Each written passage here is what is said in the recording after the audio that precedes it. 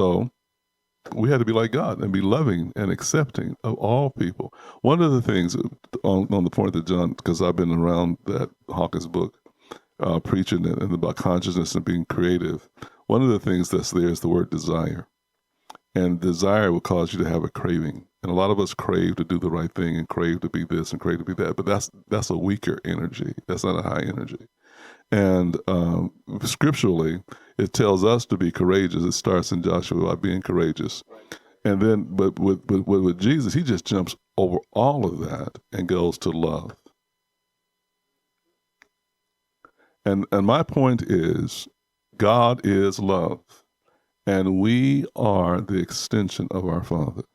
So I see Jesus stepping over everything else and just saying love, because it answers everything else. If you love and you abide in love, your vision and your enlightenment opens up. Forgiveness is there. There's no condemnation.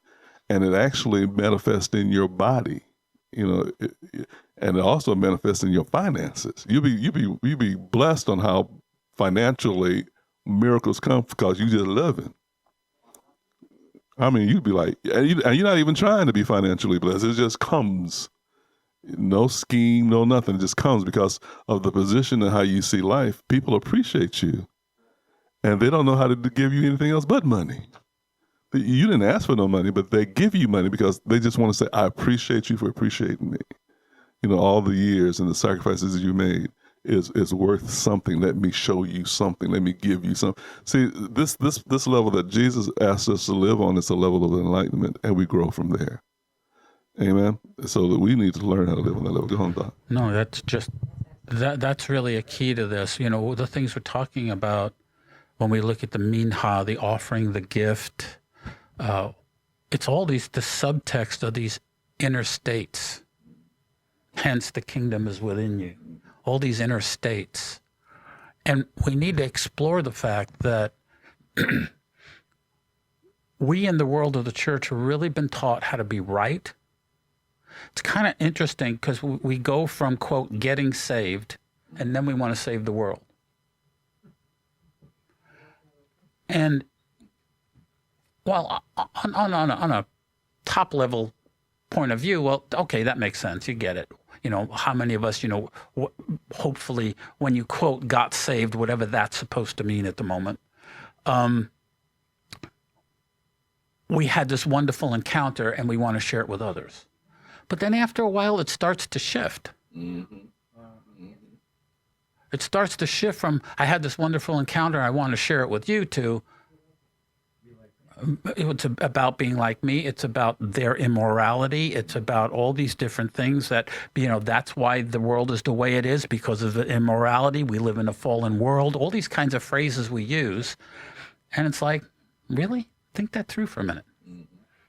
Think it all through for a minute. Go right back to the messages, if you want, just the stuff in red for a little bit. And just begin to rethink of what God intended in what he said and how he said it. We have probably, I've heard some people say this, and I think they may be correct. If you were going to quantify every teaching that Jesus ever did into one thing, it would be the parable of the prodigal sons. But there's one other I would like to add, and that's when Jesus tells the story of him sending prophets, and they killed the prophets, etc. And then the notion of the Father-like one is to send his son. Surely they would believe my son. The intention is revealed there. Surely they would believe him. It wasn't, I'm going to send him so they'll kill him, and I can somehow, this is where that word ransom comes in. It's like, who is paying who for what? God is in debt to himself, so now Jesus has got to pay the debt to God? Well, we're indebted to God. Well, according to Jesus, he forgives debt. So why does somebody have to pay something to get forgiven? That doesn't make sense. Okay? And then you add to it, which was part of the early church's challenge after around the 2nd, 3rd century, all of a sudden it was, well, the devil had the title deed. So now Jesus had to pay off the devil. Since when does the devil have that kind of power? If you believe in a devil like that to begin with. So now God's paying off the devil.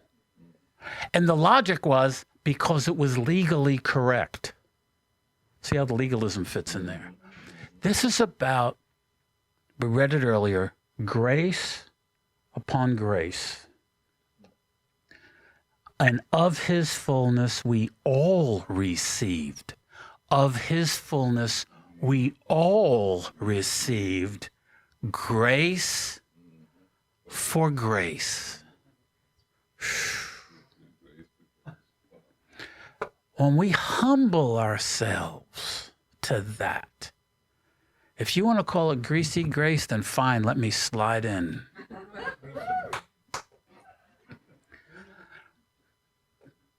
But it's the idea at that point that it takes a real humble heart to explore that grace. But in that humility, as I'm emptying myself of my ego, as I'm emptying myself of all those things, and the ego got you to a point, but it's not going to take you beyond. In the new book, I do a story about wagons, on how, they were bringing the Ark of the Covenant in on a wagon, and it worked for a while, but then the wagon, tripped up and Uzzah dies and all this stuff. And the point is our wagon of thinking can only get us so far. The ego can only get you so far. And the wheels are going to come off the wagon. Okay?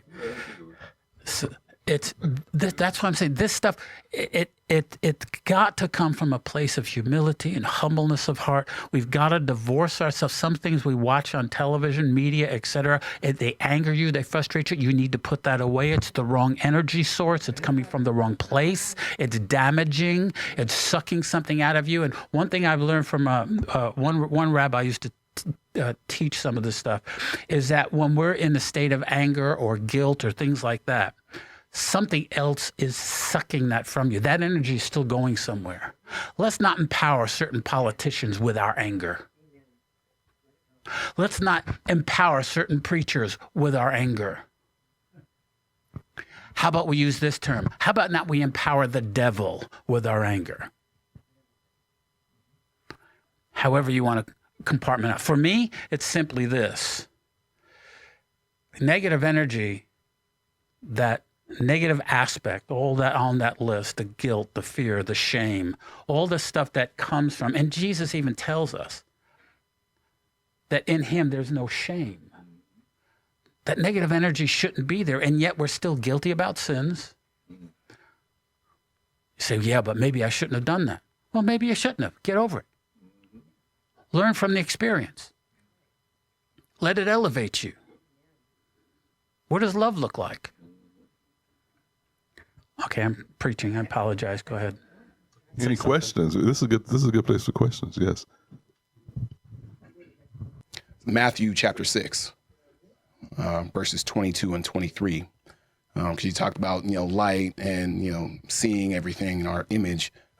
For Matthew 6, 22 and 23 says, the light of the body is the eye. If therefore thine eye be single, the whole body shall be full of light. But if thine eye be evil, the whole body shall be full of darkness. If therefore the light that is in thee be darkness, how great is that darkness? And this is Jesus speaking.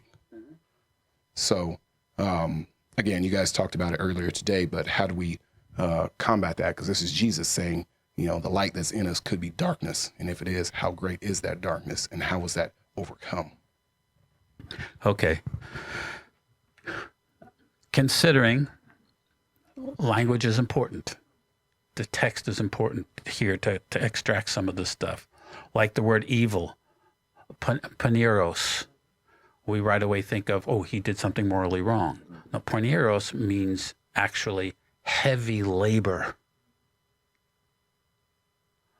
Why we've begun to translate some of these words as evil has to do with a 2,000-year-old mindset okay, as they came over into the language process that we have. So we need to think this through. The light, okay, that which illuminates the body is the eye, the ophthalmos, okay? If therefore your ophthalmos is literally whole, the word holon is the Greek word there. Haplos is the other word that's there, which means single, of one focus, not dual. Single. Tree of life is single. It's not dualistic. Then you're full of light. Your whole being is full of light. Okay, the whole enchilada, if you will. Then he says, but if your eye then be poneros, of heavy labor, works, hurtful like that, okay? It impacts you. To go back to the idea of the two trees, the word tree, eitz, means to shut the eye. So is my eye open? Am I single? Or are my eyes closed? And they close, let me move down a little further in the Greek here. They close, the whole body is full of darkness, literally obscurity now, okay? It's not just the idea of being dark. What is darkness? The absence of light. It's as simple, and to oversimplify it, is eyes open, eyes closed. Mm-hmm. When my eyes are closed, here's the catch, the light is still shining. It's me that's put myself in a position where I can't see it. And then he talks about how great is that skotos, that darkness, which is that was obscuring the light. Make sense so far? So when Jesus is talking about this stuff, he's not talking about moralism here. He's talking about how we perceive. And another aspect of singleness, it's an adjunct to it, is about giving. Generosity, which is those higher emotional states. So what's the heart? For God so loved that he gave. So now I'm in a state of compassion, a state of love, a state of that. That's how I see. And because of that, I'm full of light because that's what emanates from me. When I get into the dualism, right and wrong, good and evil, all those things, that's skotos, darkness, and it's obscuring the light. I don't know if that answers your question at all, but it's a start. It answered mine. Jesus, I'll approach it. Jesus never assigned an autobiographer to follow him, to write down everything he said and everything he did. So the best we have is memory and someone remembering what they remember him saying. And then you write in how long after his resurrection that this memory was actually penned. Many, many, many, many years. And so the thing with any kind First was 30 after years, his resurrection. Yeah, 30. Is that the one? But that's not canonized, is it? The 31-year one? The no, one that's 30 canonized, years I thought was 70 years. The Gospels didn't come to another 30 some odd years after that. Yeah. It was very late in the game. Late in the game. And what you have is people, I did a test. I had 14 people online. I wrote something on a piece of paper. I told one person to read it. They read it, and I said, until all the way down the line. By the time we got to the end of the line, it had changed. And nobody was trying to purposely change it. It's how you filter it in here. So when I hear that question about light, I think again about what is the eye of the body is your conscious. And we dealt with that. He's dealt with that when he says, is it shame? Because if shame is the filter, then your viewpoint is not correct. Is it guilt? Then you look for guilt. And so it all depends on what is obscuring your vision of life. Because we're all looking at the same thing, but we don't have all the same energy. If I'm looking at the same thing with love, I see something completely, I see opportunity, I see all. But if I'm looking with shame, I might want to be withdrawn from life. I see hurt, I see a judgmental God who don't care. So it all depends on what is in your consciousness, on how you see. That's the way I would answer that. But I think it's congruent. Yeah, okay, yeah. So definitely congruent. Just a minor thing, it would be to point out that the reason why the eye is full of light is because you are full of light. Yes, yes. Yes, ma'am. You want to come get the mic? Or you want somebody to bring it to you?